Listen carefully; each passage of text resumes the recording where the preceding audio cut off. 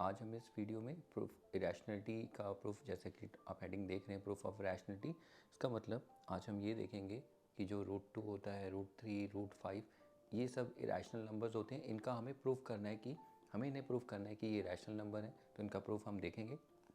लेकिन इन्हें स्टार्ट करने से पहले हमें रैशनल नंबर्स को देखना है। तो कुछ यहाँ पर कुछ पॉइंट्स या टर्म्स को हमें पहले क्लियर करना है। तो फर्स्ट ऑफ ऑल आपको ये पता होना चाहिए कि रैशनल नंबर क्या होता है। इसमें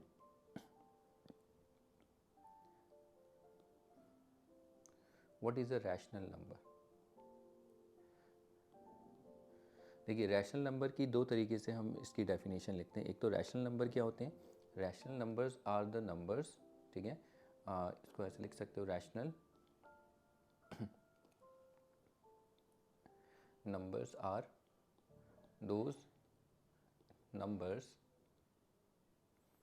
having, ऐसे नंबर जिनके पास क्या होता है, having terminating and non terminating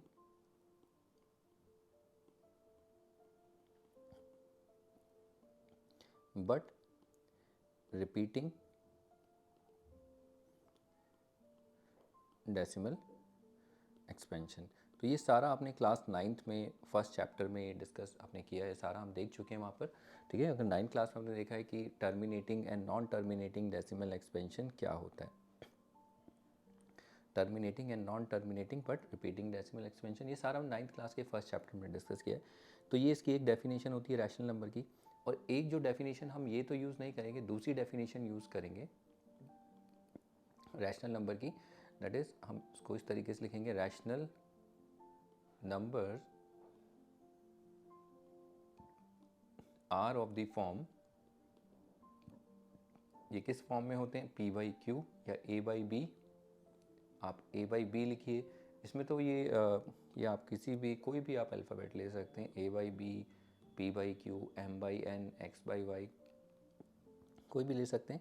देखो, जितने भी रैशनल नंबर्स होंगे उनको आप एक्सप्रेस कर सकते हो किस फॉर्म में, a/b, where a and b क्या है, a एंड b आर, ये दोनों के दोनों क्या होने चाहिए, a and b are integers.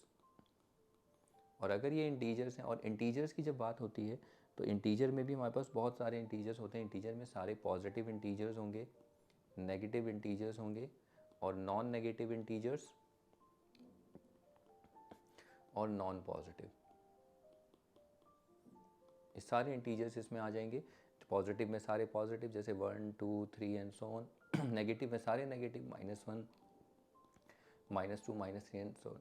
Non negative में क्या होता है, नॉन नेगेटिव में ज़ीरो तो आते हैं प्लस ऑल पॉजिटिव, सारे पॉजिटिव और प्लस उसमें बस एक एक्स्ट्रा ज़ीरो आ जाता है। और नॉन पॉजिटिव में ज़ीरो तो आएगा ही प्लस ऑल नेगेटिव। सॉरी, ये हो गया। और एक और टाइप के इंटीजर्स होते हैं, नॉन ज़ीरो इंटीजर्स। तो नॉन ज़ीरो इंटीजर्स में क्या आएंगे, नॉन ज़ीरो इंटीजर्स में all positive and all negative, सारे पॉजिटिव और नेगेटिव का कलेक्शन ले लो, वो सारे नॉन ज़ीरो इंटीजर। तो इतने टाइप के इंटीजर, तो सारे इंटीजर्स इसमें ए और बी होंगे। लेकिन एक शर्त होगी, एक और कंडीशन इसमें जुड़ जाती है, and B is not equal to zero. ध्यान रखना, बी को ज़ीरो नहीं होना, यानी कि कोई भी रैशनल नंबर होता है उसमें आपको 3 शर्तें याद रखनी होती है। पहला, उसकी फॉर्म क्या होती है, पी a/b। दूसरी शर्त क्या होती है कि a एंड b ये दोनों क्या होने चाहिए, इंटीजर्स।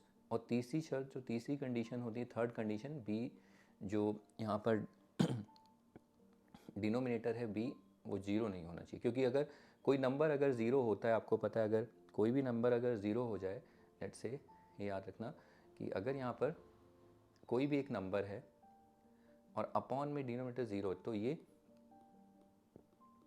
नॉट अ नंबर, ये कोई नंबर नहीं होता है। इसको हम ये भी बोलते हैं नॉट डिफाइंड और अनडिफाइंड, ओके। और इसको हम इन्फिनिटी भी लिखते हैं, इन्फिनिटी बोलते हैं। यानी किसी भी नंबर को अगर आप ज़ीरो से डिवाइड करते हो तो पॉसिबल नहीं, वो कोई नंबर ही नहीं होता है। एग्जाम्पल के तौर पे अगर हम देखें, जैसे 1/0, 2/0, -100/0, ओके। और भी हो सकता है कुछ भी 1.2/0। तो ये सारे के सारे कुछ नंबर नहीं होते हैं। ओके, आप डिवाइड किसी नंबर को 0 से डिवाइड नहीं कर पाएंगे। इसका आंसर अगर आपको जानना है तो इसके लिए आप थोड़ा क्लास 11th में जाएंगे, वहाँ पता चलेगा कि ऐसा क्यों होता है, कि ऐसा क्यों नहीं मिलता है नंबर। ओके, तो ये लेकिन याद रखना है आपको, ये आपके कहीं ना कहीं यूज़ होता रहेगा। लेकिन अगर ज़ीरो अगर न्यूमरेटर में और नीचे कोई नंबर है, याद रखना ये नंबर जो है ये नॉन ज़ीरो नंबर है। ओके, ज़ीरो नहीं होना चाहिए, उसके अलावा कुछ भी होगा। तो वैसे ये नंबर भी क्या है, नॉन ज़ीरो, कोई भी नंबर होगा ज़ीरो को छोड़ के।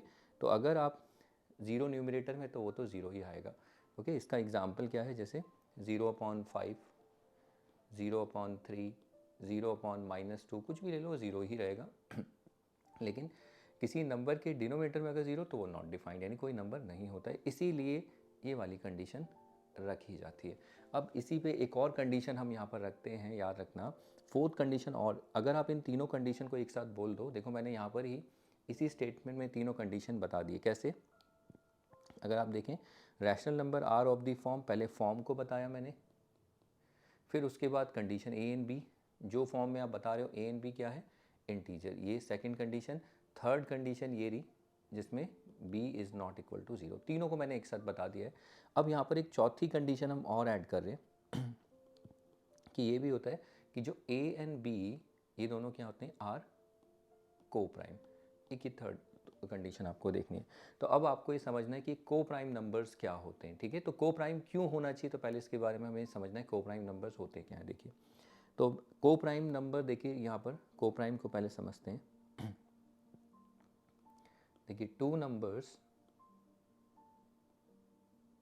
a एंड b, कोई भी दो नंबर हैं a एंड b और x और y are said to be coprime. इनको हम क्या बोलेंगे, इनको को प्राइम कब कहा जाता है या कब कहा जाएगा, if and only if and only if, ये इनकी डेफिनेशन है कब, इफ़ देयर HCF, यानी HCF इनका highest common factor, HCF of a and b। और आपने फंडामेंटल थ्योरम में उसमें प्रॉब्लम में देखा है, हमने वहाँ देखा था कि जब भी हमें HCF ऑफ टू नंबर लिखना है तो हम ऐसे नहीं लिखते, उसकी जगह हम ऐसे लिखते हैं HCF of a and b, ऐसे ब्रैकेट में। ठीक है, तो मैं ये नहीं लिख रहा हूँ, तो उसकी जगह मैं यही लिख रहा हूँ, if and if HCF of a and b, यानी दोनों नंबर का HCF कितना आना चाहिए, 1। इसका मतलब अगर दो नंबर अगर को प्राइम है वो कब होंगे, जब उनका HCF 1 होगा। इसका मतलब ये है, दो नंबर का HCF 1 होने का क्या मतलब है, इसको समझते हैं। चलो देखिए, एग्जाम्पल से मैं समझाता हूँ इसका। तो अगर किसी भी दो नंबर का HCF अगर कितना आ जाए, 1 आ जाए, तो हम बोलेंगे वो नंबर क्या है, को प्राइम नंबर्स हैं या को प्राइम्स हैं। तो देखिए, इसे डिस्कस करते हैं, एग्जाम्पल के साथ समझते हैं। कोई भी दो नंबर ले लेते हैं, लेट्स से 2 and 6, इन दोनों को लेते हैं। अब इन दोनों का HCF आप निकालिए। अब HCF आपने जितने भी मेथड सीखे होंगे उसे देखिए। तो मैं इसमें शॉर्टकट एक तरीका कैसे निकालता हूँ HCF, ऐसे LCM आप लेते हो। तो इन दोनों में कॉमन नंबर क्या है, 2 है, तो 2 1 जा 2, फिर 2 3 जा 6। अब कोई कॉमन नंबर है ही नहीं, तो यहाँ पर बस यही एक बचा हमारे पास 2।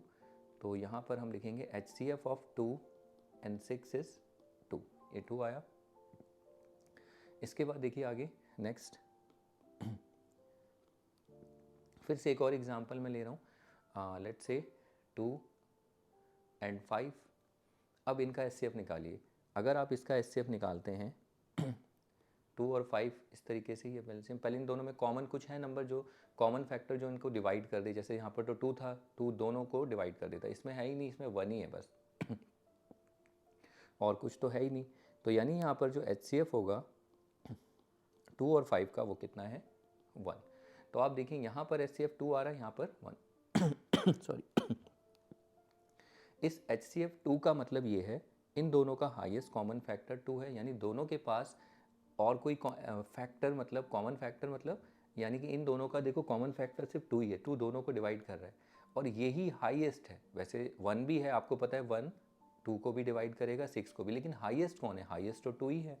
ठीक है, तो इसका मतलब ये दोनों नंबर ईजिली 2 से डिवाइड हो जाएंगे और कोई नंबर इनको रिड्यूस नहीं कर पाएगा। 1 को नहीं लेना है इस 2 के अलावा। ठीक है, यहाँ पर अगर हम देखें, इसकी बात करें, यहाँ पर HCF कितना है, 1। इसका मतलब इन दोनों 2 और 5 के पास और कोई ऐसा कॉमन फैक्टर नहीं, सिर्फ 1 के अलावा। हम इस स्टेटमेंट को ये भी लिख सकते हैं, ठीक है। इसका मतलब ये है कि 2 और 5 के पास और कोई कॉमन फैक्टर नहीं है 1 के अलावा। तो यहाँ पर अगर देखिए HCF कितना है 2, HCF अगर 2 आ रहा है इन दोनों नंबर का which is not equal to 1, तो हम ये बोलेंगे 2 और 6 हैं, 2 and 6 आर नॉट को प्राइम, ये दोनों को प्राइम नहीं है। को प्राइम नंबर या को प्राइम नंबर लिखो या को प्राइम नहीं है। लेकिन यहाँ पर अगर आप देखें दोनों का HCF कितना आ रहा है 1, तो हम यहाँ लिखेंगे 2 and 5 दोनों नंबर आर को प्राइम नंबर, आर को प्राइम्स या को प्राइम नंबर, ठीक है, ये भी लिख सकते हैं। तो ये आई होप आपको क्लियर होगा। तो अगर दो नंबर का HCF 1 आ जाए तो वो को प्राइम होंगे, और अगर दोनों नंबर का HCF अगर 1 नहीं है तो वो को प्राइम नहीं होंगे, ओके। लेकिन याद रखना अगर इन दोनों नंबर का HCF 1 है, इसका मतलब और भी आपको अगर दो नंबर को प्राइम है, इसका क्या मतलब समझते हो यहाँ से? इसका ये मतलब निकलता है कि 2 और 5 के पास और कोई कॉमन फैक्टर नहीं है सिर्फ 1 के अलावा। तो हम ये लिख सकते हैं 2 and 5 have no common factor, इनके पास कोई भी कॉमन फैक्टर नहीं है अदर देन 1, ठीक है। ये कब आएगा? ये तभी हो सकता है 1 के अलावा तब जब ये इन दोनों का HCF 1 है, ओके। तो यानी कि अगर दो नंबर अगर को प्राइम है तो उसका मतलब ये भी आपको ये हम यूज़ करेंगे स्टेटमेंट अगर दो नंबर अगर को प्राइम है तो ये तो ठीक है, इनका HCF कितना हो जाएगा 1, वो ठीक है। लेकिन अगर को प्राइम है तो हम ये भी लिख सकते हैं दोनों का अगर हम दोनों के पास कोई कॉमन फैक्टर नहीं है सिर्फ 1 के अलावा। लेकिन अगर यहाँ पर अगर HCF 1 के अलावा कुछ आ रहा है तो इसका मतलब देखो 2 and 6 are not coprime, तो इसका मतलब ये हुआ 2 and 6 have common factor as 2, oh sorry 6 नहीं 2, तो 2 और 6 का दोनों के पास एक कॉमन फैक्टर है, वो क्या है 2। यहाँ पर अगर तो ये कब होगा? जब इनका HCF 1 नहीं होगा, यानी ये को प्राइम नहीं होंगे। तो ये याद रखना है। तो फिलहाल आपको ये समझना था कि दो नंबर को प्राइम कब होंगे? जब उनका HCF 1 होगा। अगर HCF 1 आ रहा है तो वो को प्राइम है। अब HCF की नॉलेज थोड़ी आपको होनी चाहिए कि HCF कैसे निकालते हैं दो नंबर का, ना याद रखना है आपको, ओके। तो इस तरीके से आपको और भी एग्जाम्पल मिल सकते हैं आगे। अगर मैं और एग्जाम्पल अगर आपसे पूछूं, क्या 10 and 12 ये दोनों नंबर को प्राइम है या नहीं? अगर आप चेक करोगे इनका HCF अगर निकालते हो वो आता है 1, तो ये दोनों आर नॉट अ को प्राइम, तो ये को प्राइम नहीं है, याद रखना। और एक और बात याद रखना है आपको, को प्राइम में बच्चे कंफ्यूज होते हैं। को प्राइम का एक और वर्ड होता है, एक और इसके लिए हम एक और वर्ड यूज़ करते हैं। को प्राइम को हम ये भी बोलते हैं रिलेटिवली प्राइम। अगर कहीं रिलेटिवली प्राइम आ जाए तो समझ जाना कि ये दोनों क्या है को प्राइम, वो बात एक ही पड़ेगी, इसका मतलब यही होता है। तो उसको देखना, तो को प्राइम और रिलेटिवली प्राइम एक ही चीज़ है, ठीक है, अलग अलग नहीं है। तो इसको आप देखना। तो यहाँ पर देखिए, तो अगर ये 10 और 12 का HCF आप देखते हैं तो ये सॉरी मैंने 1 लिख दिया 10 और 12 का अगर HCF निकालेंगे तो वो 2 आएगा, और which is not equal to 1, तो ये दोनों को प्राइम नहीं है। अगर मैं कोई दूसरे और कोई नंबर लूँ, लेट्स से एग्जांपल के तौर पे अगर 10 एंड लेट्स से 10 और दूसरा नंबर हम एक minute, let's say 12 and 25, 12 and 25 अगर आप देखें इसका HCF, इन दोनों नंबर का HCF कितना आएगा 1 आएगा। तो यानी कि इसका मतलब 12 and 25 are coprime, okay. और दैट इज़ इसका मतलब ये है कि दोनों के पास both number have no common factor other than 1, इन दोनों के पास और कोई कॉमन फैक्टर नहीं है 1 के अलावा। तो ये था को प्राइम। तो यहाँ पर देखिए जो फोर्थ डेफिनेशन थी यहाँ पर, जो अब हमारे पास सिर्फ प्राइम नंबर की एक फोर्थ डेफिनेशन यहाँ पर आ जाती है। देखिए क्या थी, और सॉरी रैशनल नंबर में चौथी कंडीशन देखिए,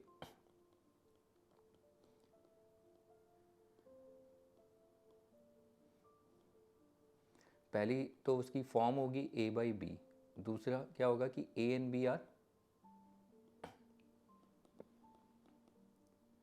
इंटीजर, थर्ड जो होगा B is not equal to 0, और फोर्थ जो कंडीशन होती है that is A and B are coprime, मतलब A and B must be coprime, that is यानी इनका HCF जो होना चाहिए वो कितना होना चाहिए, वो 1 के बराबर होना चाहिए। क्यों ऐसा है ये कंडीशन? ये इसलिए है, देखिए क्या है, अगर हम ऐसा नहीं करते देखिए जैसे कि आप जानते हैं 1/2 ये 1/2 एक रैशनल नंबर है, ये क्या है a और ये है b, और आपको पता है a और b दोनों इंटीजर हैं और b is not equal to 0, ठीक है। लेकिन मैं अगर यहाँ पर इस नंबर को अगर देखिए मैं यहाँ पर अगर 2 से इंटू कर दूँ, 2 से डिवाइड कर दूँ, तो कितना आ जाएगा 2/4। फिर से अगर मैं इस नंबर को फिर 2 से इंटू 2 से डिवाइड करूँगा तो 4/8। तो ऐसे में करता चला जाऊँगा तो देखो अलग अलग नंबर मिलेंगे, फिर 2 से 8/16। तो आप चेक करिए, देखिए अलग अलग रैशनल नंबर दिख रहे होंगे, इन सब की फॉर्म अलग अलग है। अब यहाँ पर हमारा a और b बदल जाएगा। अब देखिए अब a हमारा ये होगा और b ये होगा। तो ऐसे करते जाएंगे तो देखिए आप बोलोगे ऐसे तो बहुत सारे इनफाइनाइट नंबर मिलते चले जाएंगे, तो ये सारे के सारे रैशनल नंबर हैं। लेकिन अगर आप देखेंगे ऐसे इनफाइनाइट होंगे, लेकिन अगर आप देखें ये सब के सब जितने भी हैं ये सिर्फ एक ही नंबर को रिप्रेजेंट करते हैं, विच इज़ 1/2। यानी कि यहाँ पर इन दोनों का HCF कितना है, HCF और 1 और 2 ये 1। बाकी और किसी का भी आप चेक करेंगे, इनमें जितने भी हैं इनका भी HCF आप चेक कर लेना। इसका भी HCF 2 आएगा, इसका भी HCF 2 आएगा, तो इसका भी HCF 2 आएगा। तो इस तरीके से, ठीक है। तो ये कोप्राइम नहीं है, तो हम इसी को रैशनल नंबर बोलेंगे, इनको भी बोलेंगे। लेकिन अब हमारी डेफिनेशन में थोड़ा सा ये एक और चीज़ ऐड हो जाती है, तो उसके अकॉर्डिंग ये तो सारे उसके इक्विवेलेंट नंबर हैं, याद रखने। तो ये था थोड़ा सा ये ऐड करने के लिए, लेकिन फिर भी याद रखना आगे आपको देखने को मिलेंगी ये डेफिनेशंस। लेकिन फिलहाल 3 में भी आप काम कर सकते हो। मुझे बस आपको ये बताना था कि 2 नंबर अगर कोप्राइम है तो क्या मतलब होता है, बस ये भी एक्सप्लेन करना था, आपको ये समझना है। और अगर उन 2 नंबर अगर कोप्राइम है तो उनका HCF कितना होगा 1, ये आपको थोड़ा क्लियर करना है। और अगर HCF 1 है इसका मतलब A और B के पास और कोई कॉमन फैक्टर नहीं होगा 1 के अलावा, इसको थोड़ा सा आपको याद रखना है। तो ये था रैशनल नंबर के बारे में, थोड़ा बहुत आपको हम आगे यूज़ करेंगे। और रैशनल नंबर आप जानते हैं कि कैसे कैसे इसके एग्जांपल्स हैं बहुत सारे। तो रैशनल नंबर के बारे में आपने पढ़ाई है 9th क्लास में, ठीक है। मैं इसमें ज़्यादा नहीं जाऊँगा, बस ये थोड़ा फॉर्म्स पे जाएंगे। अब इसके बाद चलिए, इतना होने के बाद अब हम कुछ छोटे छोटे रिजल्ट्स को देखेंगे जो यूज़ करने वाले हैं आगे इनके प्रूफ्स में। अब इसके बाद ना एक और हमें थोड़ा ये डिस्कस करना है, that is irrational numbers.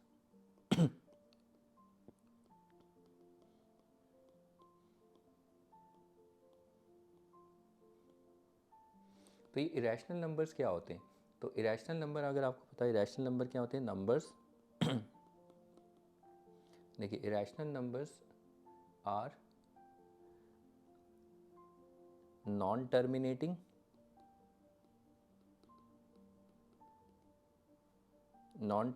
And non repeating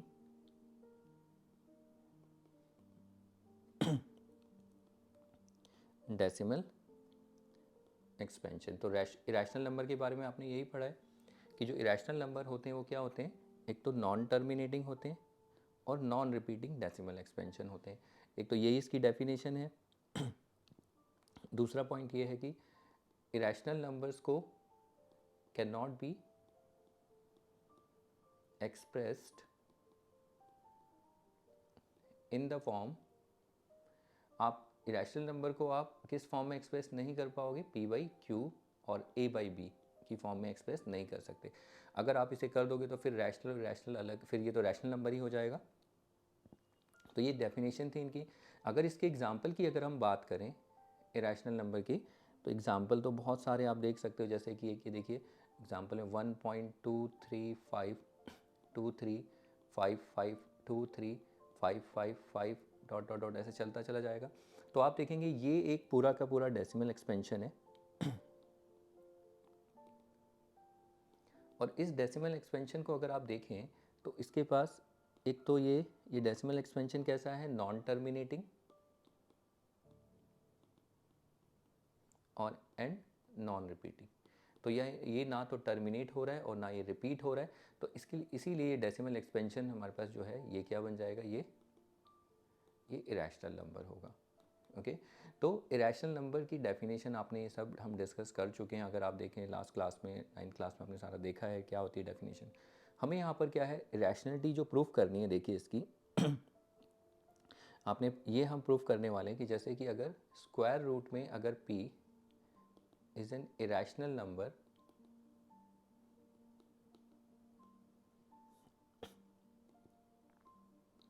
एक इरेशनल नंबर होगा ओनली इफ, कब, p is a prime number.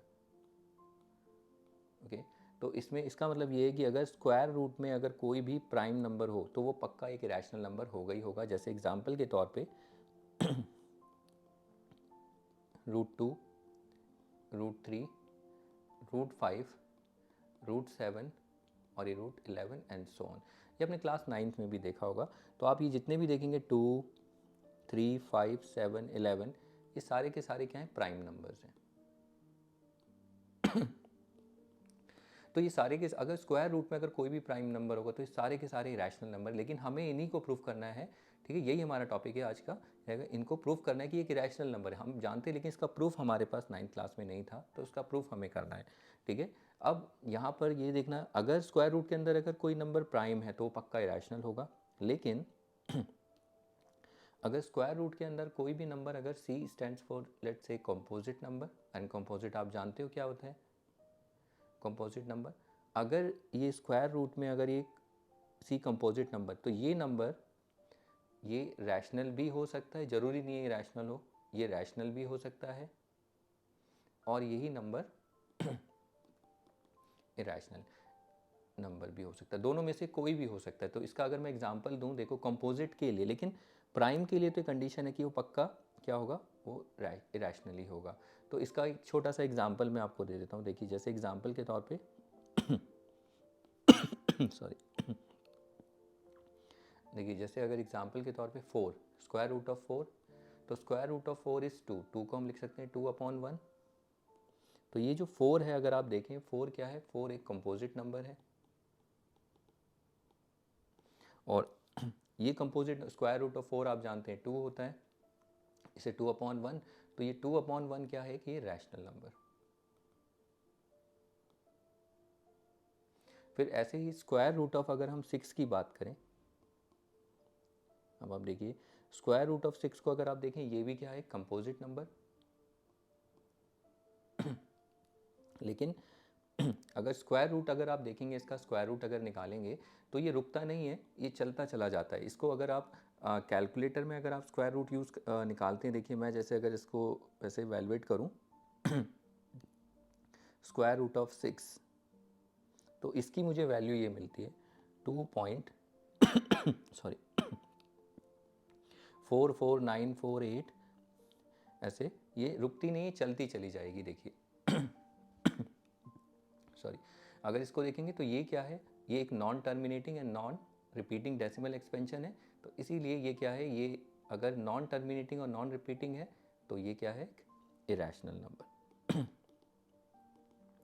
तो ये याद रखना, अगर स्क्वायर रूट के अंदर अगर कोई नंबर कंपोजिट है तो वो रैशनल इरेशनल कुछ भी हो सकता है।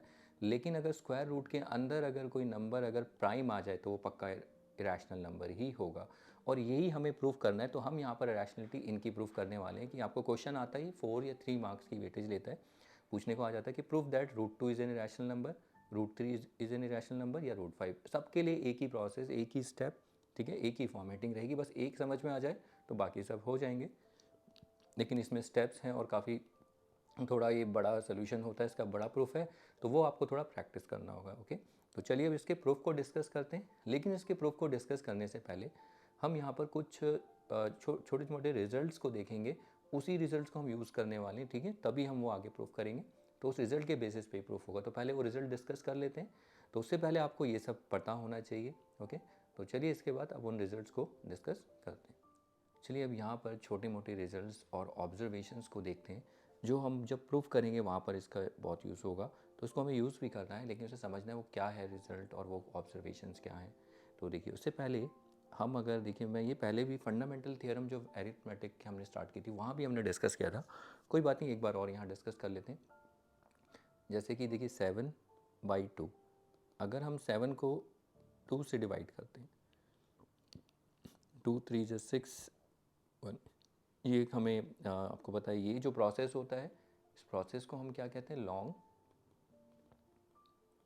Division method. और इसमें अगर आप देखें जो ये 1 होता है, 1 को हम क्या बोलते हैं, रिमाइंडर,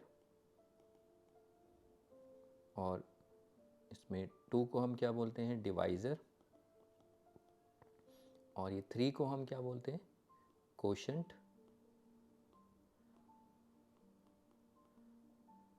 और जो 7 है, 7 को हम क्या लिखते हैं, डिविडेंड।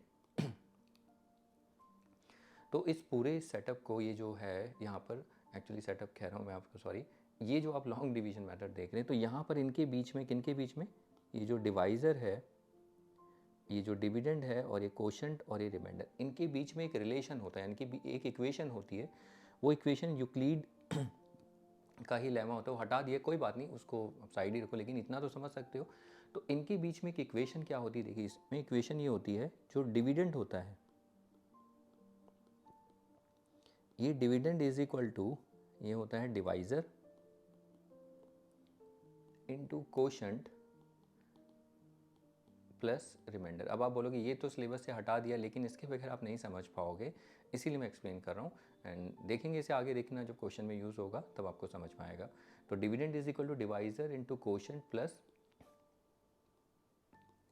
रिमाइंडर। तो डिविडेंड क्या है, देखिए यहाँ पर 7 है, और डिवाइज़र कितना है 2, और कोशेंट कितना है 3, और प्लस रिमाइंडर कितना है 1। तो यहाँ पर अगर हम 7 को डिवाइड करते हैं तो उसको हम, देखिए यहाँ पर ये जो आप देख रहे हैं यहाँ पर, ये जो dividend is equal to divisor into quotient plus remainder, तो इसको हम क्या बोलते हैं, इसको हम बोलते हैं रिलेशनशिप। ये क्या है, ये जो आप ये हाईलाइटेड आप देख रहे हैं, इसको हम बोलते हैं रिलेशनशिप।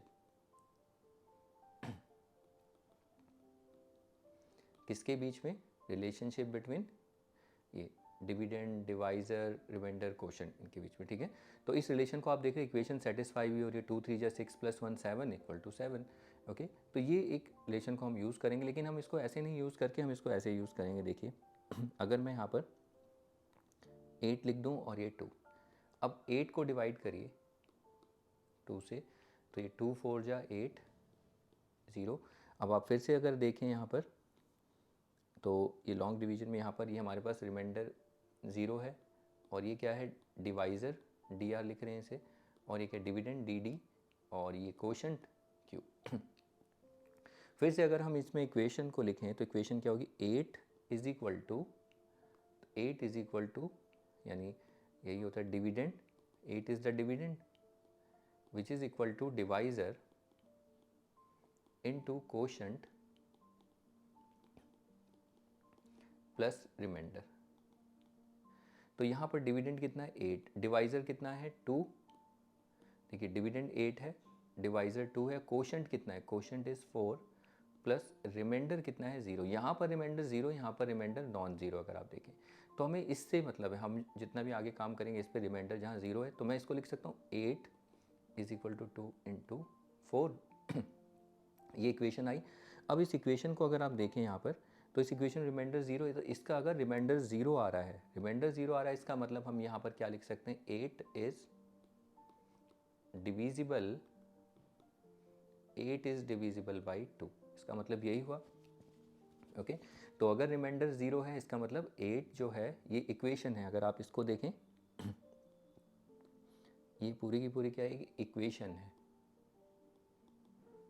और अगर आप यहाँ पर देखें, ये क्या है, एक स्टेटमेंट है। ओके, तो हमें यही काम करना है, इक्वेशन से स्टेटमेंट में आना, लेकिन डोंट वरी, हमें डिविजिबल पे नहीं जाना है। यहाँ पर देखिए, मैं अगर यहाँ पर लिखूँ, लेट्स से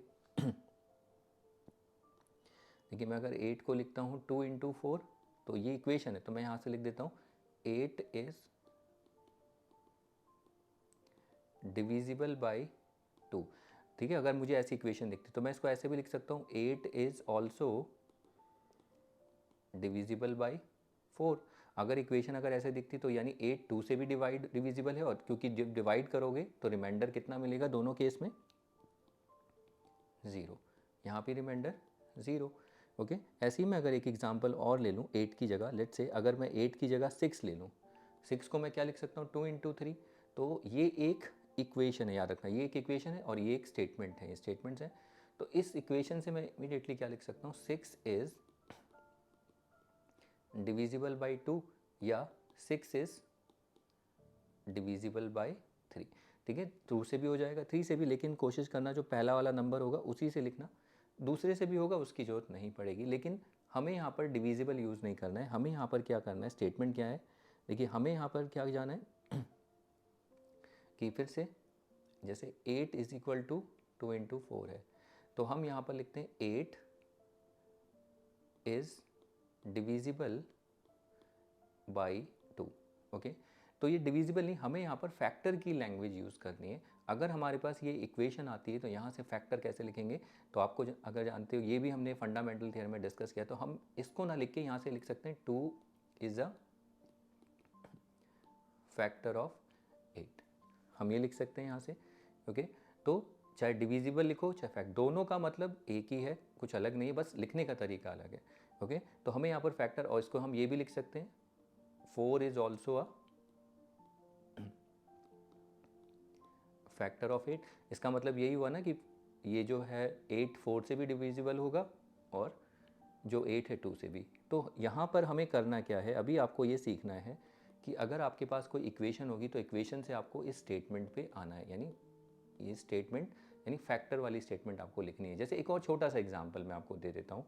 अगर मान लीजिए ऐसा आ जाए 10 है, 10 को मैं लिख सकता हूँ 2 इंटू 5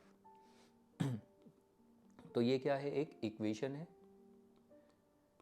और यहाँ से मैं स्टेटमेंट क्या लिखूँगा, देखिए, तो मैं यहाँ से इसको लिख सकता हूँ 2, immediately 2 is a factor of 10। और देखिए सही है, ये गलत नहीं है। आप ये भी लिख सकते हो, और 5 is a factor of, sorry not 5, हाँ ये sorry 5 is a factor of 10, ये भी करेक्ट है। लेकिन कोशिश करिए कि पहले वाले नंबर को ही टारगेट करना। वैसे हमारा क्वेश्चन जो होगा, हमारा जो सोल्यूशन होगा वो पहले से ही होगा। देखिए दोनों करेक्ट हैं, कोई गलत नहीं है।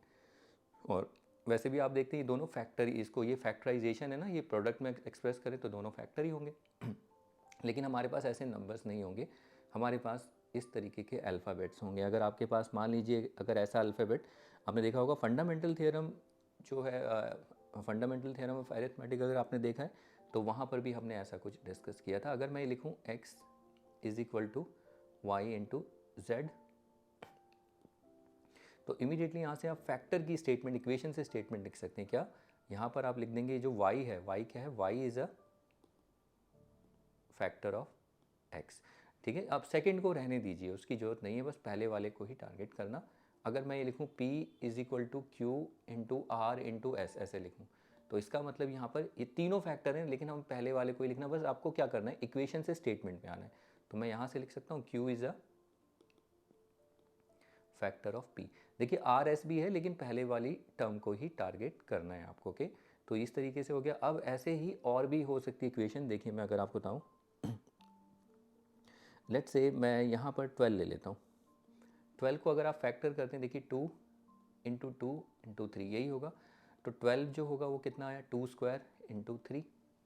ओके, तो यहाँ पर अगर आप देखें स्क्वायर में भी टर्म्स होती हैं, तो मैं इसको ऐसे लिख सकता हूँ, ये एक इक्वेशन है। अगर आप अच्छे से देखें तो ये क्या है, एक इक्वेशन है तो इस इक्वेशन से मैं लिख सकता हूँ ना, 2 square is a factor of 12। Is it correct? Yes, obviously देखिए करेक्ट है। 2 स्क्वायर मतलब 4 ही हुआ, 4 इज़ अ फैक्टर ऑफ 12। 3 भी है, कोई बात नहीं, लेकिन पहला वाला होगा। तो यानी आपको इक्वेशन से ये स्टेटमेंट बनानी आनी चाहिए, तभी आपको आगे थोड़ा ये ऑब्जर्वेशन से हम यूज़ करेंगे। ओके, फिर उसके बाद अगर ऐसा आ जाए, देखिए आप नंबर में तो थोड़ा क्लियर हो रहा होगा, लेकिन अगर ऐसा आ जाए a is equal to B square C, तो यहाँ से आप समझ जाना कि ये जो बी स्क्वायर है, ये B square is a factor of a। Okay, दोनों मल्टीप्लाई हो रहे हैं ना, तो ये आपको थोड़ा सा समझना। मैं फिर से बार बार बोल रहा हूँ, ये है इक्वेशन और ये है स्टेटमेंट। तो हमें इक्वेशन से स्टेटमेंट में आना है। अगर मैं यहाँ पर ये लिखूँ, let's say p is equal to या 2 is equal to let's say एक मिनट, a square is equal to, ऐसा भी हो सकता है। अगर मैं लिखूँ a square is equal to B C, तो ये एक इक्वेशन है। तो इसका मतलब आप ये समझ जाना है, यहाँ पर जो b है, इक्वेशन है b is a factor of a square. तो इक्वेशन से आपको स्टेटमेंट पे आना है। ठीक है, ये थोड़ा आपको बनाना आना चाहिए। अगर मान लीजिए मैंने अगर ऐसे लिखा, ऑब्वियसली ये फैक्टर्स हैं। अगर मैं लिखूँ a square is equal to 3c, या a square is equal to 5c square, या p square is equal to 2q square, कुछ भी, तो यहाँ से हम क्या लिखेंगे, यहाँ से लिखेंगे जो 3 है 3 is a factor of A square, और इस इक्वेशन से हम क्या लिखेंगे यहाँ पर, यहाँ से हमें क्या पता चला 5 is a factor of A square, और इस इक्वेशन से हमें क्या पता चल रहा है यहाँ पर जो 2 है 2 is a factor of P square. तो इतना आपको आना चाहिए कि कोई भी इक्वेशन अगर ऐसी देखेंगे तो वहाँ पर ये स्टेटमेंट कैसे आई, और देखिए ये सारा हमने यहाँ पर ये जो मैंने डिविजिबल से समझाया उसी से ही कंटिन्यू हो रहा है। तो एक ऑब्जर्वेशन हमारी ये होगी, ये हमारा रिजल्ट भी आप बना सकते हैं इसको हम यूज़ करेंगे। क्या ऑब्जर्वेशन है कि अगर ऐसा हो जाए if a is equal to, अगर आपको बी सी दिखता है कहीं तो उसको आप इमीडिएटली क्या लिखते हो, b is a factor of a, ठीक है, b इज़ अ फैक्टर। लेकिन ये तो नहीं मिलेगा हमें, एक्चुअली क्वेश्चन में ऐसा कुछ कहीं मिल जाए, ये भी देखिए अगर ऐसा मिले a square is equal to 2b square, तो यहाँ से हम क्या लिखेंगे 2 इज़ अ फैक्टर ऑफ, आप ये समझ रहे हैं वैसे ही है जैसे हमने किया 2 is a factor of a square. Okay, तो इस तरीके से, तो ऐसे कोई भी एक्सप्रेशन अगर हमें मिलता है, अगर ऐसा मिल जाए देखिए X square is equal to 7y square, तो यहाँ से इसका मतलब क्या है जो 7 भी है और y स्क्वायर भी है, लेकिन हमारा पहले से ही काम होगा, तो पहली वाली टर्म को 7 is a factor of x square. तो ये ऑब्जर्वेशन नंबर 1 है जो हम यूज़ करने वाले हैं अपनी प्रॉब्लम में जब प्रूफ करेंगे। तो इसको थोड़ा ध्यान रखना। अब ये कब आएगा, ये प्रैक्टिस से आएगा, आप जब प्रैक्टिस करोगे तब आप देखोगे। तो ये एक ऑब्जर्वेशन है। अब इसके बाद देखिए दूसरी ऑब्जर्वेशन को डिस्कस करते हैं। ये आपको अभी क्लियर नहीं होगा, लेकिन मैंने देखिए एक्सप्लेन किया, आया कैसे वो मैंने आपको एक्सप्लेन किया, लेकिन यूज़ कब करेंगे वो क्वेश्चन जब होगा तब मैं बताऊँगा। तो ये हुई। अब इसके बाद चलिए अब नेक्स्ट ऑब्जर्वेशन, ये छोटा सा एक रिजल्ट और उसको भी डिस्कस करते हैं। चलिए इसके बाद अब एक दूसरा छोटा सा एक और रिजल्ट डिस्कस करते हैं। देखिए वो रिजल्ट क्या है। देखिए याद रखना कि अगर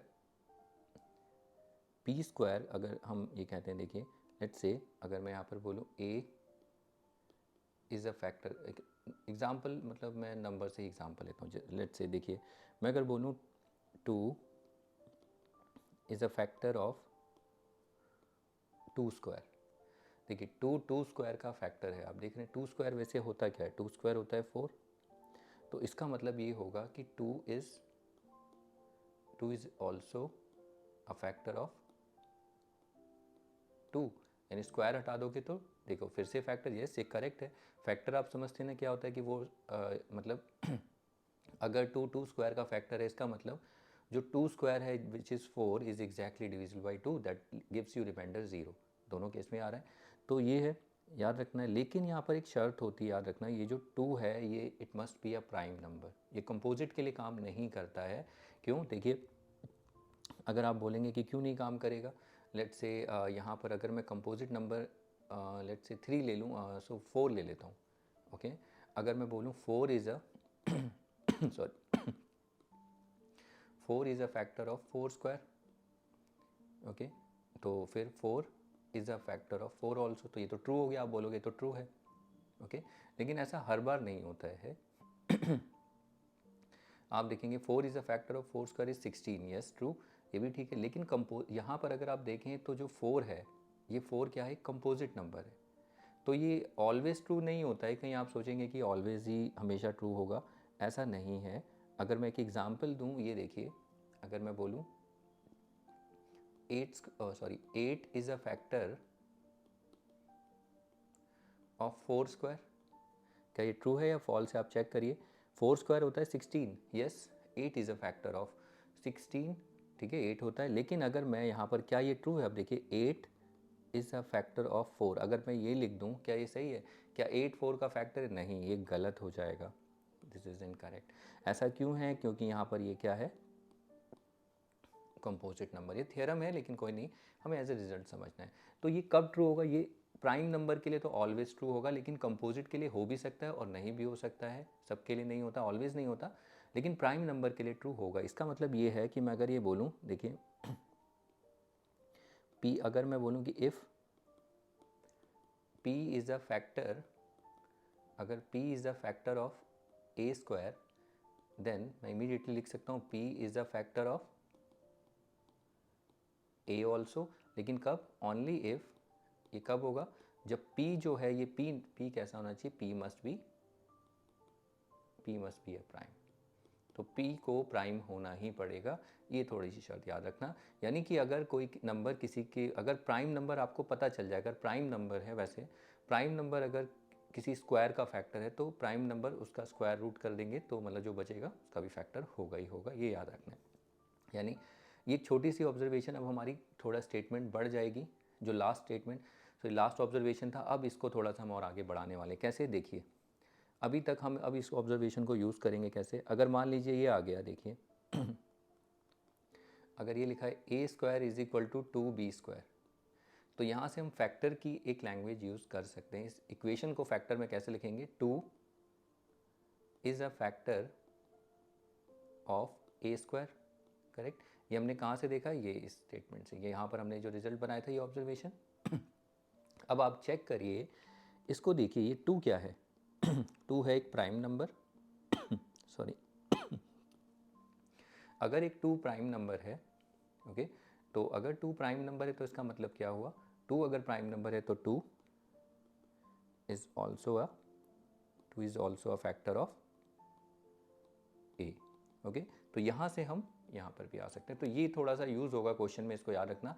ऐसा क्यों हुआ, ये अभी हमने ऊपर रिजल्ट देखा था कि अगर कोई नंबर फैक्टर है किसी स्क्वायर का तो वो उसके जो नॉन स्क्वायर नंबर होगा, सेम वही नंबर का नॉन स्क्वायर हटा दो, यानी स्क्वायर रूट होगा उसका, वो भी फैक्टर होगा ही होगा, लेकिन शर्त ये है कि वो प्राइम नंबर होना चाहिए।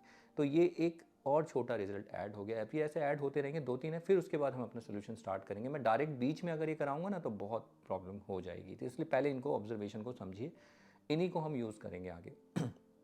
तो एक तो ये हो गया। अब यहाँ से इसको हम इस तरीके से भी देखिए, इस स्टेटमेंट को मैं थोड़ा सा और चेंज करना चाहूँगा। फैक्टर तो मैंने आपको लिखवा दिया, डिविजिबल ये सब, तो अब इसको थोड़ा और चेंज करेंगे, फिर इसको जो फाइनल करके कैसे लिखना है वो देखेंगे, ओके। तो चलिए अब इसका अगला पार्ट भी डिस्कस करते हैं, अगली ऑब्जर्वेशन या जो भी रिजल्ट हमें देखने को मिलता है उसको डिस्कस करते हैं। देखिए इसमें जो मुझे एक और रिजल्ट छोटा सा कराना था, बस एक छोटा सा और कुछ ऐड कराना था, लेकिन वैसे ये भी सही है, गलत नहीं है।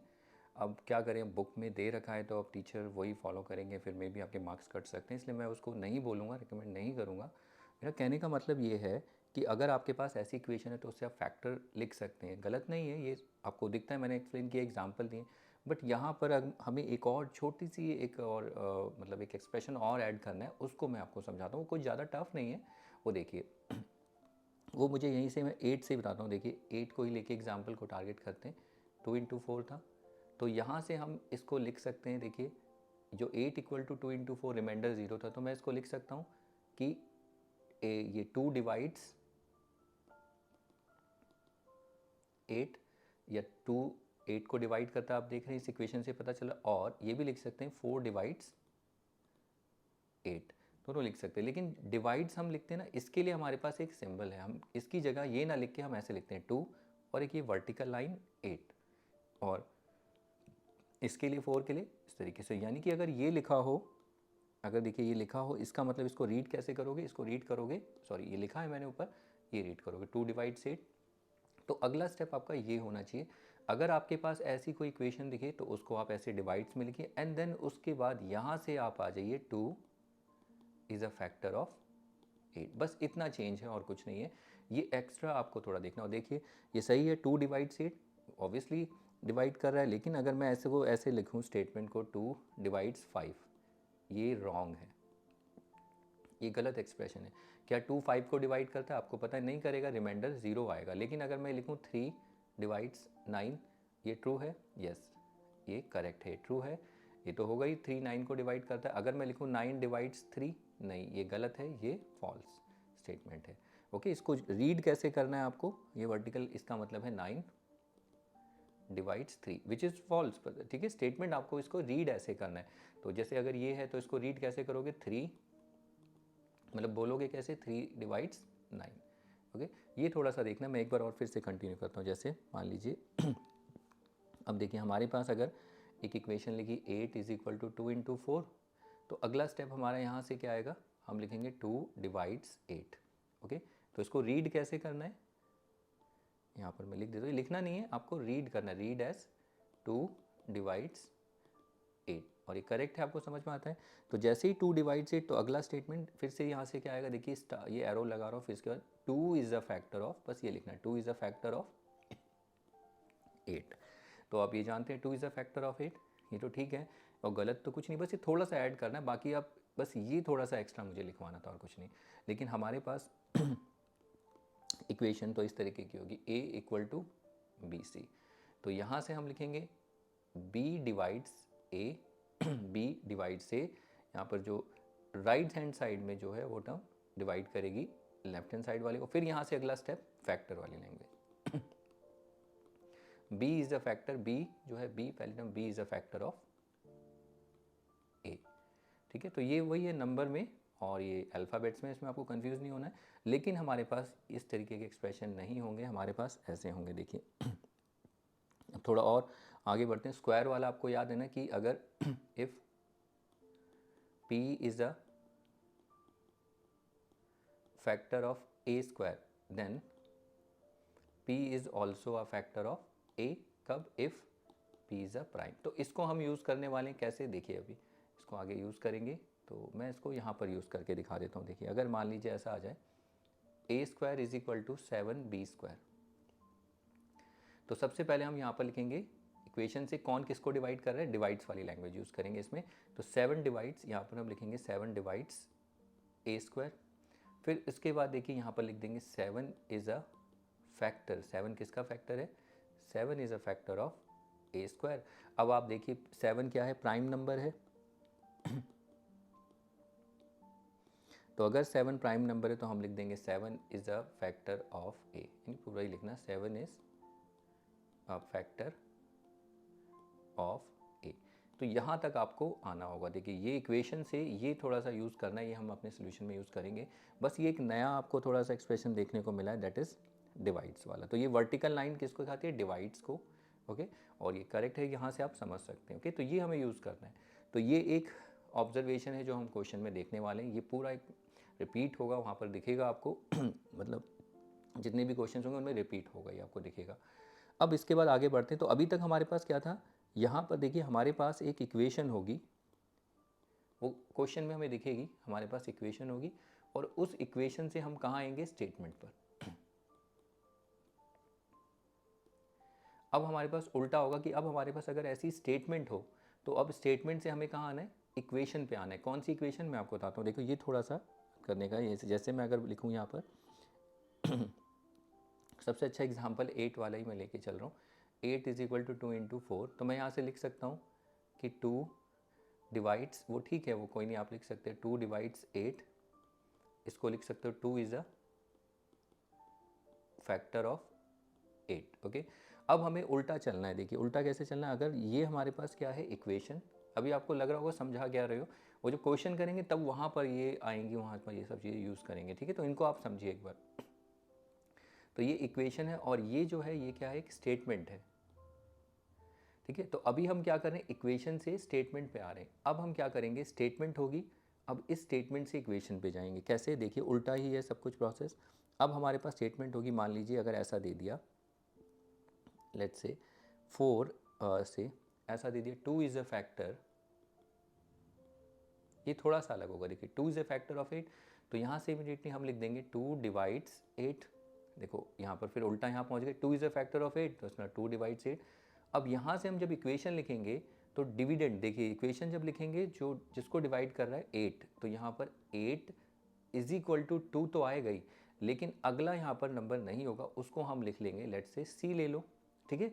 कोई भी ले सकते हो लेकिन सी लेना, आगे कन्फ्यूजन होगा, ठीक है। सी, और यहाँ पर लिखोगे 4 सम इंटीजर c, ओके। अब ये c क्या है आप जानते हैं, देखिए 8 इज इक्वल टू 2। अब c सिंपल इक्वेशन आप अगर सॉल्व करेंगे, ये तो सिंपल इक्वेशन है, c की वैल्यू आप निकाल सकते हैं ना, क्या आएगा, दोनों साइड 2 से डिवाइड कर दो तो ये आ जाएगा c इक्वल टू 4 ही है। देखिए ये 4 ही है, छुपा हुआ है वो c में, इस तरीके से। तो अब ये थोड़ा सा नया है, मतलब अगर अब आपके पास, अब हमें ये काम करना है कि अब हमारे पास एक स्टेटमेंट होगी, ये देखिए स्टेटमेंट होगी, तो उस स्टेटमेंट से ये देख रहे हैं आप यहाँ पर, ये क्या है, एक इक्वेशन। तो अब एक स्टेटमेंट से आपको इक्वेशन भी बनानी आनी चाहिए, तो इस पर थोड़ा सा प्रैक्टिस करना है, वो मैं बताता हूँ। देखिए कैसे कैसे लिखना है इसको, जैसे भी आपने देखा मैं अगर लेट से लिखूं कि जैसे देखिए एक और example, 6 is a factor of 18, तो आप ये जानते हैं 6 एक 18 का फैक्टर है, तो यहाँ से मैं क्या लिखूँगा, 6 डिवाइड्स 18 ऑब्वियसली, यानी 18 इज डिविजिबल बाई 6। अब उसके बाद इक्वेशन जब हम लिखेंगे, याद रखना जो डिविडेंड है, ये डिविडेंड होता है 18 इज इक्वल टू 6, यहाँ पर सी लिख देना। आप ऐसे z भी लिख सकते हो, मैं आगे बताऊंगा, लेकिन सी लेके चलना, कोई भी वेरिएबल ले सकते हो, ऐसा कुछ नहीं है यहाँ पर, सॉरी वेरिएबल कह रहा हूँ, कोई भी अल्फ़ाबेट ले सकते हो, और यहाँ बताना 4 सम सी। तो ये इक्वेशन है, ये आपको बनानी आनी चाहिए। तो देखिए फिर से वही काम कर रहे हैं, तो पहले हमारे पास अगर हमारे पास स्टेटमेंट दी होगी, उस स्टेटमेंट से हमें कहाँ पर आना है, इस इक्वेशन पे आना है। तो ये तो नंबर्स में बता रहा हूँ, लेकिन हमारे पास ऐसे नंबर्स नहीं होंगे, हमारे पास इस तरीके की होगी। देखिए अगर मैं लिखूँ, let's say a is a factor of 7, तो मैं इसको क्या लिख सकता हूँ फिर से, a is a factor, a divides 7। अब यहाँ पर लिख सकता हूँ 7 इज इक्वल टू ए सी, ठीक है, 7 इक्वल टू ए सी, तो यहाँ 4 सम सी, 4 सम सी, ठीक है। तो ये क्या है, देखिए फिर से ये आपको आना चाहिए, वहाँ पर हम डिस्कस करेंगे। तो ये क्या है, एक स्टेटमेंट, और ये क्या है, एक इक्वेशन, ठीक है। तो स्टेटमेंट से इक्वेशन आपको आनी चाहिए, वहाँ पर हम यूज़ करने वाले हैं। और भी इस तरीके की स्टेटमेंट्स होंगी, जैसे मैं एक और एग्जांपल लेता हूँ। अगर मान लो ये लिखा है x is a factor of, या let's say 5 is a factor of x, तो मैं इसको क्या लिख सकता हूँ, 5 डिवाइड्स x। इसका मतलब जो x हमारा डिविडेंड है, x इज इक्वल टू 5, यहाँ पर y मत लिखना, z लिख दो, वो ठीक है, z 4 सम इंटीजर z, या 4 सम z लिख सकते हैं, कोई भी इंटीजर हो सकता है, इसलिए लिखा जाता है, ये फॉर्मेटिंग है। तो अगर आप फिर से देखें, तो यहाँ पर ये क्या है, एक स्टेटमेंट, और इसको देखें, ये क्या है, एक इक्वेशन। ओके, ये आपको वहाँ पर आना चाहिए, बस ये ऑब्जर्वेशंस रहेंगी हमारी, और इसके बाद हमारा क्वेश्चन हो जाएगा। बाकी थोड़ी बहुत अलजेब्रा रहेगी, उसको हम देखेंगे। ओके, तो मैं फिर से यहाँ पर अब कॉल कर देता हूँ हमने जो भी डिस्कस किया अभी तक। तो देखिए एक तो ये यूज़ होने वाला है कि अगर हमारे पास अगर ऐसा लिखा है कि लेट्स से हमारे पास कोई एक इक्वेशन है, अगर ऐसा लिखा है, मान लो a is equal to A square is equal to 3b², ऐसा लिखा है, तो इसको हम लिख सकते हैं यहाँ से हम लिख सकते हैं 3 डिवाइड्स a², फिर इसका मतलब यहाँ से 3 इज़ अ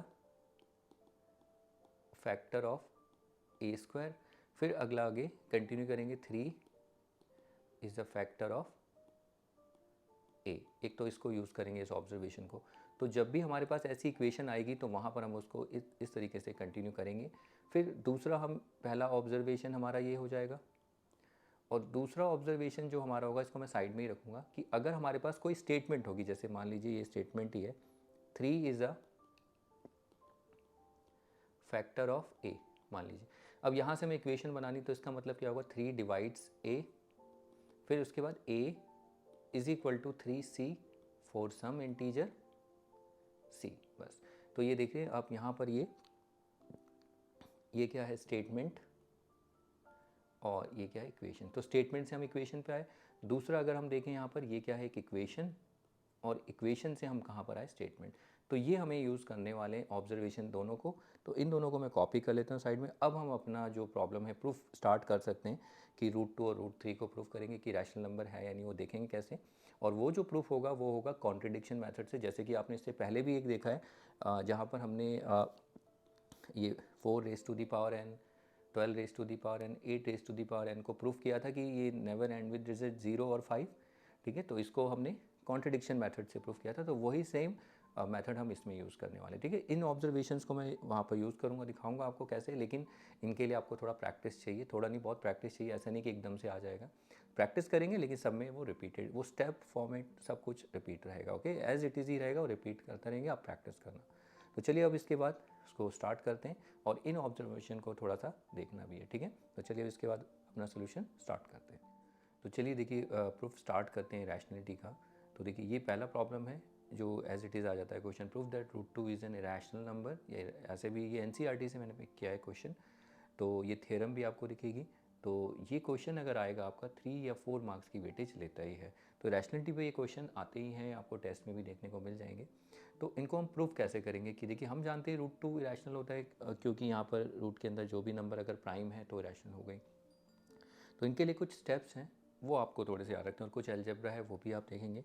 तो स्टार्ट करते हैं इसका प्रूफ। तो देखिए सबसे पहले यहाँ पर हम कॉन्ट्रडिक्शन मेथड से इसे प्रूफ करेंगे। हम मान के चलेंगे कि रूट 2 इरेशनल नहीं है, तो हम ये लिखेंगे let if possible suppose root 2 is a rational number. तो मान लेते हैं एक बार के लिए कि हमारी एजम्पशन है कि रूट 2 क्या है, एक रैशनल नंबर। यहाँ पर इक्वेशन और स्टेटमेंट को थोड़ा ध्यान से रखना है, वो थोड़ा प्रैक्टिस करके ही आएगा देखना। तो हमने मान लिया कि रूट 2 क्या है, एक रैशनल नंबर है, याद रखना। और ये मेथड क्या है, कॉन्ट्रडिक्शन का है, जिसमें हम ये मान के चलते हैं कि वो इरेशनल नहीं, ये रैशनल है। बाद में कॉन्ट्रडिक्शन आ जाएगी और जिससे हमारी एजम्पशन क्या होगी, रॉन्ग। अगर हमारी एजम्पशन रॉन्ग है कि वो रैशनल नहीं है, तो इसका मतलब वो पक्का इरेशनल ही होगा। ओके, तो ये एक तरीका होता है, ये एक मेथड है प्रूफ करने का। तो यहाँ पर देखिए अगर रूट 2 एक रैशनल नंबर है तो यहाँ से इमीडिएटली हम क्या लिख सकते हैं, रूट 2 को एक रैशनल नंबर को हम क्या एक्सप्रेस कर सकते हैं, a बाई बी की फॉर्म में। सॉरी, आप चाहे तो यहाँ p by Q, x by Y, m by n कुछ भी लिख सकते हैं। Where a and b are, ये दोनों a और b क्या हैं, को प्राइम नंबर्स या को प्राइम्स। ओके, तो ये एक इक्वेशन है, इसको अभी याद रखना। इसको हम जैसे ही आप ये लिखोगे इसको इक्वेशन नंबर 1 लिख लेना। अब देखिए a एंड b आर को प्राइम है, इसका मतलब ये है यहाँ पर लिख देना, इसका मतलब ये हुआ as a and b are coprime, यानी कि a, हम यहाँ से पता लिख सकते हैं a and b have no common factor. Coprime का मतलब आप समझते हैं, a और b अगर को प्राइम है इसका मतलब इन दोनों का HCF कितना होगा, 1। इसका मतलब ये है कि a और b के पास कोई भी कॉमन फैक्टर नहीं है, no common factor. a and b have no common factor other than 1। तो इस स्टेटमेंट को आप ले लीजिए स्टार, इसको हम आगे यूज़ करेंगे। ठीक है, जैसे जैसे मैं ले रहा हूँ वैसे ही आपको ध्यान रखना है। तो ये आपका थोड़ा स्टेप 1 छोटा सा स्टेप है सॉरी तो यहाँ से यहाँ तक ये थोड़ा सा, इसको स्टेप 1 आप लिख लीजिए। ओके, तो स्टेप 1 में हम क्या करेंगे, पहले एजम्पशन एज्यूम करेंगे कि जो भी नंबर है जिसे हमें प्रूफ करना है कि रूट 2 जैसे रैशनल है, तो उसको हम एज्यूम करेंगे कि वो रैशनल नंबर है। देन उसके बाद अगर रैशनल है तो उसको हम एक्सप्रेस कर सकते हैं a बाई बी की फॉर्म में, where a and b are coprime. और अगर को प्राइम है तो a और b के पास कोई कॉमन फैक्टर नहीं होगा अदर देन 1। ये स्टेप 1 होगा। अब स्टेप 2 जो होगा हमारा, स्टेप 2 में हम इस इक्वेशन से स्टार्ट करेंगे। देखिए जो इक्वेशन है यहाँ थोड़ी सी अलजेब्रा यूज़ करेंगे। फ्रॉम इक्वेशन 1, तो देखिए इक्वेशन 1 से हमें क्या मिला, root 2 is equal to a upon b। और इस b को आप यहाँ पर देखिए इक्वेशन है, तो इस दोनों यहाँ पर फ्रैक्शन हटाना है, तो मैं दोनों साइड b से इनटू कर दूँगा, एक b कैंसिल। तो यानी कि ये b वैसे भी यहाँ आके इनटू, जैसे भी इक्वेशन आप करते हो इस b को इधर ले जाओ या नहीं भी ले जाओगे तो कोई बात नहीं। सबसे पहले क्या करो, स्क्वायर रूट हटाओ, तो दोनों साइड स्क्वायरिंग कर दो। तो स्क्वायरिंग लिख भी सकते हो या नहीं भी लिखोगे, ऐसे एरो बनाइए, स्क्वायरिंग या मेंशन ही कर दीजिए, on squaring both the sides. दोनों साइड जब स्क्वायरिंग करेंगे तो ये क्या आएगा, रूट 2 का स्क्वायर और ये a बाई बी का स्क्वायर। अब रूट 2 का स्क्वायर कितना होता है, 2, और ये इसे हम लिख सकते हैं a square by B square, क्योंकि ये पावर एंड एक्सपोनेंट में आइडेंटिटी होती है। a by B whole raise to the power m को हम लिख सकते हैं a raise to the power m b raise to the power m। तो वैसे ये a square B square sorry. इसके बाद आप देखिए यहाँ पर क्या करना है, जो b स्क्वायर है ये फ्रैक्शन हटाना है, तो दोनों साइड b स्क्वायर से इंटू कर दो। देखिए यहाँ से तो ये कैंसिल हो जाएगा, b स्क्वायर यहाँ पर आ जाएगा, b स्क्वायर इंटू 2 कितना होगा, 2b स्क्वायर। या एक तरीका, या इस b स्क्वायर को यहाँ पर आके इंटू कर दो तो b स्क्वायर 2 से इंटू होगा तो ये होगा 2b square which is equal to a square. अब यहाँ पर थोड़ा सा याद रखना है, जैसे ही आप इंटू करते हो तो बस थोड़ा सा स्विच करना है, इस ए स्क्वायर को इधर लिख दो, इसको इधर, इससे कुछ फ़र्क पड़ेगा नहीं क्योंकि इक्वेशन है। A square is equal to 2b square. देखिए यहाँ तक जो आपने देखा इक्वेशन 1 हमने ली, फिर उसको स्क्वायर किया, फिर b स्क्वायर फ्रैक्शन हटाया, फिर उसके बाद थोड़ा इंटरचेंज कर दिया, LHS को RHS, RHS को LHS। तो यहाँ तक आपको समझ में आ रहा होगा। अब आप इस इक्वेशन को पहचानिए, ये इक्वेशन हमारी अब ऑब्जर्वेशन 1 पे काम करेगी। देखिए ये हमने देखा था, अगर हमारे पास ऐसी इक्वेशन होगी तो हम उसको क्या लिख सकते हैं, 3 divides a square, b square भी करता है लेकिन हमारे पहले नंबर से। फिर उसके बाद अगर 3 divides a square, 3 prime number है तो 3 इज़ अ फैक्टर, देखो 3 is a factor of a square, हम इसको आगे कंटिन्यू ऐसे लिख सकते हैं। फिर उसके बाद अगर 3 एक प्राइम नंबर है तो 3 अगर is a factor of a square then 3 is also a factor of a। तो यानी ये जो इक्वेशन आप देख रहे हो, अब इस इक्वेशन में हम अपनी ऑब्जर्वेशन यूज़ करने वाले हैं और ये मैं डिस्कस कर चुका हूँ, इसीलिए मैंने आपको ये कराया था। देखिए अब इसके बाद मैं लिखूँगा क्या,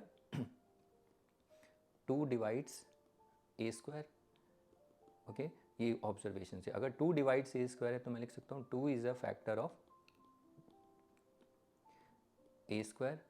और अगर देखिए 2 is a factor of a square है तो ये आपको पता है 2 एक प्राइम नंबर है तो 2 is also 2 is a factor of a, okay.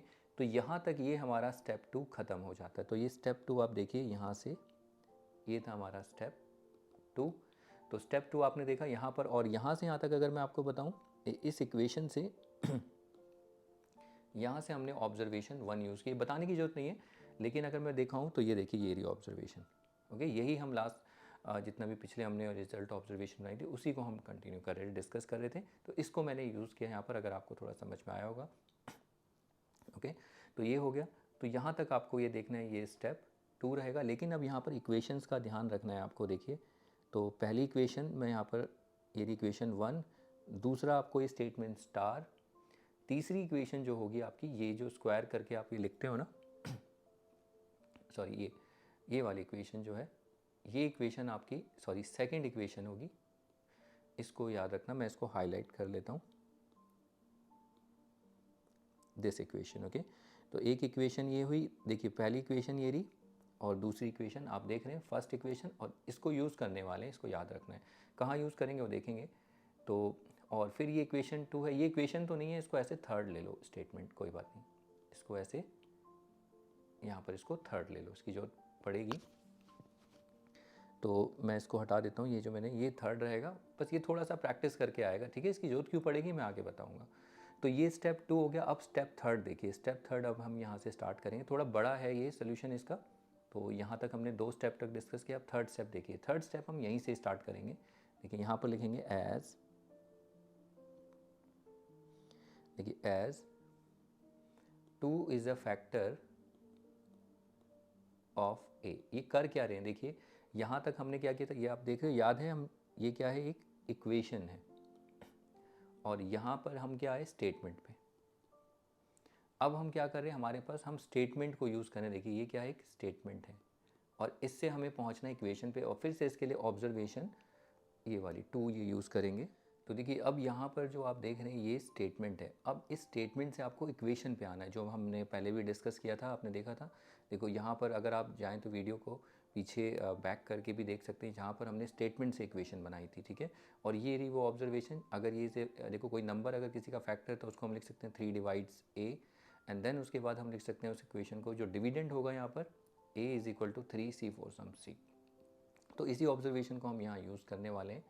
तो देखिए यहाँ पर अगर मैं लिखता हूँ 2 is a factor of a, तो यहाँ से मैं लिख सकता हूँ 2 डिवाइड्स a, और 2 डिवाइड्स a तो ये डिविडेंड है, तो a is equal to 2c, और यहाँ पर मैं लिखूँगा फॉर सम इंटीजर c, या c लिख दीजिए बस। तो ये इतना, ये क्या था, ऑब्जर्वेशन। अगर आप देखें इसे, ये है ऑब्जर्वेशन सेकंड जो हमने यहाँ पर यूज़ की, ठीक है। तो अब उसके बाद देखिए, जैसे ही ऑब्जर्वेशन 2 आप यूज़ करते हैं, एंड देन इसके बाद इस a इक्वल टू 2c को, अब देखिए इसे हम इसमें इस इक्वेशन में पुट करेंगे, उसे ये सब्सटीट्यूट कर देंगे, a को एलिमिनेट कर देंगे यहाँ पर। ये इक्वेशन 2 देख रहे हैं ना यहाँ पर, तो हम क्या करेंगे, यहाँ पर देखो इस a की वैल्यू को इसमें पुट करेंगे। तो यहाँ पर लिख लेते हैं, on putting the value of a is equal to 2c of value of A in equation, इसीलिए मैंने इक्वेशन वहाँ पर आपको बताया था, इसको इक्वेशन मेंशन करना, इक्वेशन सेकंड, ओके। और ये 3 रखना, इसको ये भी काम आएगा। तो अब देखिए जब हम इस इक्वेशन में पुट करते हैं ए स्क्वायर है और ये इक्वल टू सी है, तो ए स्क्वायर जो होगा, तो यहाँ पर ए की जगह हम 2c ले रहे हैं लेकिन उसका स्क्वायर, क्योंकि ए स्क्वायर है और 2b स्क्वायर तो ऐसे ही रहेगा। अब इसके बाद देखिए इसको आगे, यहाँ पर स्पेस है तो आगे इस तरीके से कंटिन्यू करना है एरो लगा के, दिस इम्प्लाइज बोलते हैं इसे। अब ये 2c स्क्वायर कितना होगा, 2 का स्क्वायर 4 और c का स्क्वायर c स्क्वायर, और ये हो जाएगा 2b स्क्वायर। अब आप देखेंगे दोनों साइड अगर हम 2 से डिवाइड कर दें, देखिए अगर हम दोनों साइड 2 से डिवाइड कर दें तो ये क्या हो जाएगा, 2 से 2 कैंसिल और ये 2, तो कितना बचेगा, 2c square is equal to b square. ठीक है, मैं डायरेक्ट लिख रहा हूँ यहाँ पर। फिर यहाँ पर नेक्स्ट ये आ जाएगा 2c square is equal to b square. अब इनको फिर से ये स्विच कर दीजिए इनकी साइड्स को, इसको LHS को RHS, यानी ये जो LHS है इसको RHS और इसको LHS में रखना। तो ये क्या हो जाएगा, b square is equal to 2c square. अब ये एक इक्वेशन आ गई, फिर से हम यहाँ पर ऑब्जर्वेशन 1 जो है यूज़ करने वाले हैं। देखिए ये अगर हमारे पास इक्वेशन आएगी फिर से हम यहाँ पर ये ऑब्जर्वेशन 1 यूज़ करेंगे। ठीक है, अगर आपने प्रैक्टिस की होगी तो देखिए, तो यहाँ पर इक्वेशन है तो इसीलिए हमने थोड़ा इंटरचेंज किया। अब देखिए फिर से हम यहाँ पर क्या लिखेंगे कि यहाँ पर b square equal to 2c square, यानी 2 डिवाइड्स b स्क्वायर। अब उसके बाद 2 डिवाइड्स b स्क्वायर है तो इसका मतलब क्या है, 2 is the factor of b square, और 2 is a factor of b square, 2 एक प्राइम नंबर है तो 2 is a factor of b। तो यहाँ तक आपको करना, फिर से हमने अगर आप देखिए यहाँ से यहाँ तक जो है, यहाँ से यहाँ तक फिर से आपने ऑब्जर्वेशन नंबर 1 यूज़ की और उसमें ऑब्जर्वेशन 2। अब इसको अगर आप देखेंगे 2 इज़ अ फैक्टर, इसको आप ले लो डबल स्टार, सॉरी ये इक्वेशन 4, इक्वेशन नहीं 4, इसको ऐसे ले लीजिए। देखिए थर्ड कहाँ है हमारे पास, अगर हम देखें थर्ड को, अगर आप देखिए ऑब्जर्व करिए तो थर्ड ये है और फोर्थ ये है। देखिए थर्ड और फोर्थ को अच्छे से देखिए, थर्ड स्टेटमेंट क्या है, 2 is a factor of A, और ये फोर्थ क्या है, 2 is a factor of B, इसीलिए मैंने इसको फोर्थ लिया है। अब मैं यहाँ क्या मेंशन करने वाला हूँ, देखिए तो काफ़ी बड़ा प्रॉब्लम है, लेकिन इसमें देखिए ऑब्जर्वेशन जो फर्स्ट है ना वो 2 बार यूज़ हुई है। एंड आई होप आपको ऑब्जर्वेशन एकदम से, तो पिछला अगर आपने नहीं समझ में आया तो ये समझ में नहीं आएगा। ओके, मैंने सीधा इक्वेशन से स्टेटमेंट पे आया हूँ। आप देख रहे हैं यहाँ पर ये क्या है, एक इक्वेशन, और ये क्या है, एक स्टेटमेंट, सॉरी ये फाइनल वाली एक स्टेटमेंट, और ये मैं सारा पहले ही ऑलरेडी मेंशन कर चुका हूँ कैसे इक्वेशन से स्टेटमेंट में आ रहे हैं।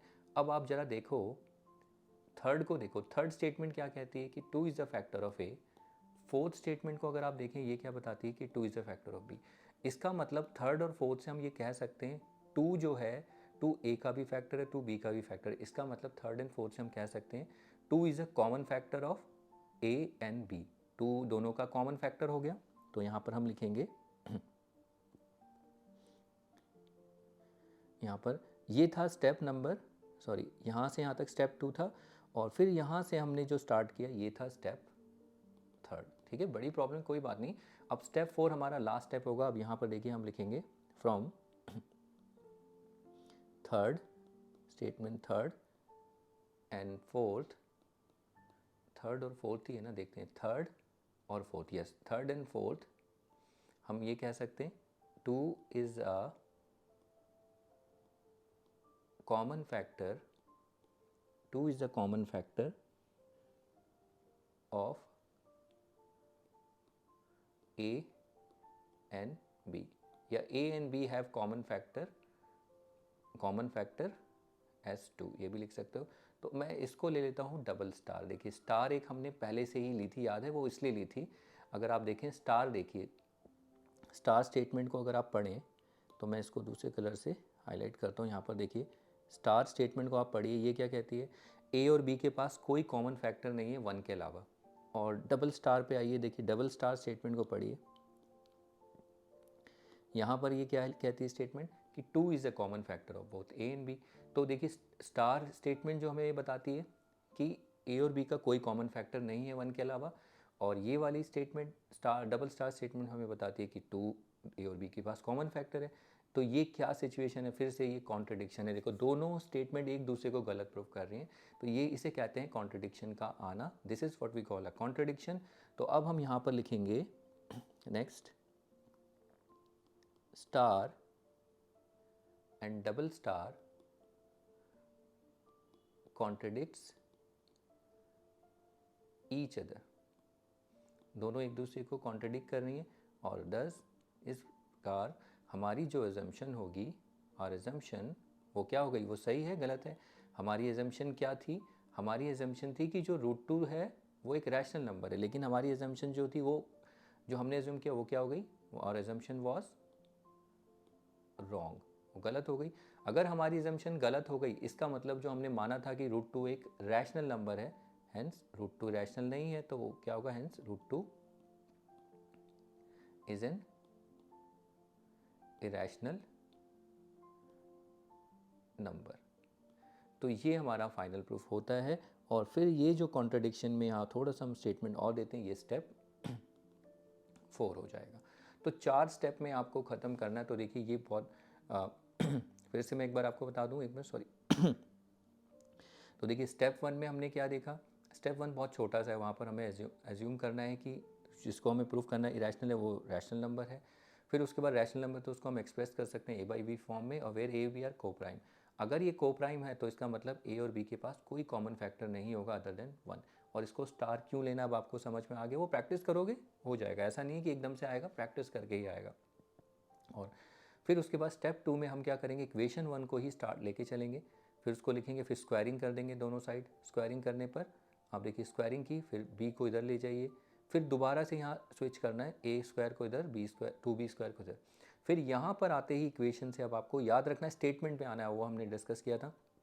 और उसको कैसे स्टेटमेंट पे आना है, ये एक इक्वेशन है और ये एक स्टेटमेंट है, और आपको पता है कैसे आना है इसमें। तो क्यों आना है अब आपको समझ में आ गया होगा। हम बेसिकली कर क्या रहे हैं कि यहाँ पर पता चल रहा है a और b के पास कोई कॉमन फैक्टर नहीं है, और यहाँ पर स्टेटमेंट पे इसलिए आ रहे हैं कि यहाँ से हमें पता लग रहा है कि a के पास एक फैक्टर आया 2। ओके, अब वो कैसे, ये हमने सारा डिस्कस किया। ये ऑब्जर्वेशन 1 देखिए, यहाँ पर हम लिख सकते हैं 2 डिवाइड्स a², और ये कैसे हमने ऑलरेडी डिस्कस किया हुआ है। फिर अगर 2 a² को डिवाइड करेगा तो 2 is a factor of a², और 2 प्राइम नंबर है तो 2 is a factor of a also. Okay, तो ये थर्ड, इसको आप इस इक्वेशन को सेकंड लेना, इसको पता है ना क्यों सेकंड लेना, इसकी जरूरत पड़ेगी।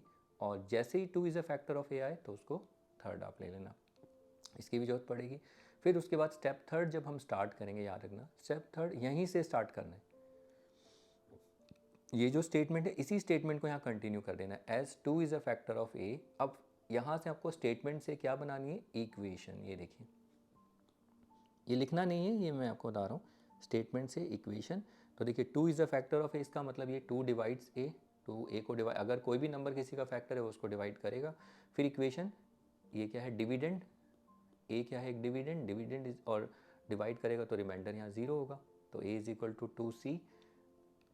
फिर इसके बाद जो ये a की वैल्यू आई है इसको हम इस सेकंड इक्वेशन में रखेंगे, ठीक है, सब्स्टिट्यूट करेंगे, तो उसको एलिमिनेट कर देंगे उस इक्वेशन में। तो फिर देखिए 2c², फिर 4c², फिर दोनों साइड 2 से डिवाइड कर देंगे तो ये आएगा। फिर इसको फिर दोबारा स्विच करेंगे, यहाँ पर b² को इधर कर दो और 2c² को इधर। फिर से इसमें ऑब्जर्वेशन 1 एक स्टेटमेंट लेके आएंगे, और स्टेटमेंट क्या है, 2 is a factor of b, और इसको आप लेंगे फोर्थ।